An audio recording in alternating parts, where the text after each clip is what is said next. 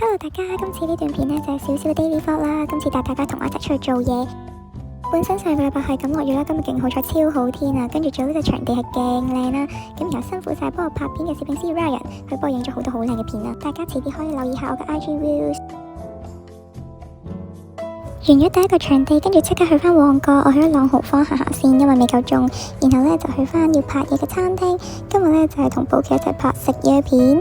咁如果大家有興趣呢，都可以留意埋個 IG 啦，好快會出嘅段片。順便分享埋我超中意用嘅眼藥水，佢呢一款呢突完係超舒服啦，跟住涼浸浸同埋睇嘢會好清。呢個係我全日嘅第一餐，我想講啲羊呢係幾好食咯，所以大家都可以去試下。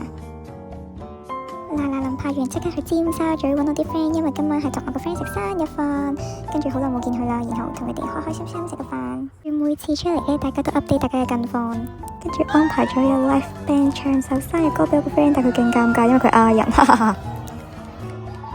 跟住我出埋去一齊唱生日歌俾我個 friend 啦，然後再唱多咗首歌，勁唔知頭。然後再轉咗場一齊飲嘢，飲完就翻屋企瞓覺咯。嚟到第二日，今日又出去做嘢啦，但係今日呢勁近我咯，喺荃灣嗰邊做嘢，勁開心，因為超近。唔知大家本身有冇留意過呢個公仔？因為我自己有睇過佢哋 IG 啲插畫，都覺得佢哋好 Q。跟住然後快脆影完要做嘅嘢呢，咁我就去咗揾嘢食啦。最後係決定去壽司郎食嘢，因為我太耐冇食壽司郎啦，跟住有啲掛住，所以就自己去食。同埋因為我唔食生嘢啦，所以我都係嗌啲熟嘅壽司食，同埋一定要嗌烏冬。